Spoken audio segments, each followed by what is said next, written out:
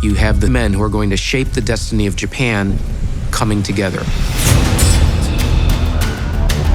Oda Nobunaga, Toyotomi Hideyoshi, Masamune, and Tokugawa Ieyasu.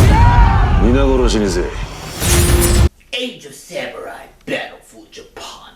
Alright, so this is a documentary series on Netflix. Kind of reminds me a little bit of that Roman Empire series I watch. And you know, I'm a big history guy. I love history. And you know, my favorite things in history, my favorite periods of history is Roman history, early American history, and Japanese history, which those were the three things I studied the most in college. And so I knew a lot of the history and the stories of this documentary series.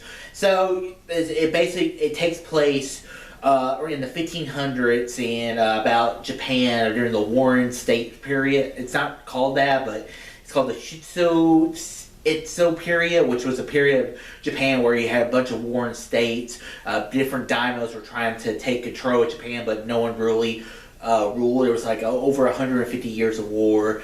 And one thing I liked about it was it goes through like the violence and how they use the like new technologies of guns and everything, and how all these kind of united under the Tokugawa regime eventually at the end of the series, which brought 250 years of peace until those blasted Americans opened up Japan to the rest of the world.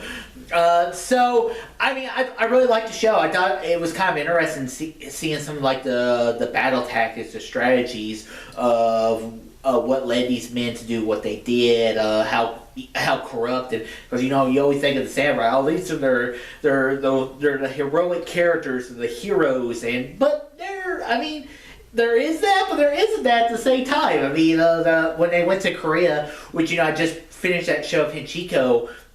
And you see how much the Japanese and the Koreans hate each other in the 20th century. So it's kind of cool to see that in the 14th and 15th century of how bad the Japanese treated the Koreans during that war when they were trying to go through Korea to take over China.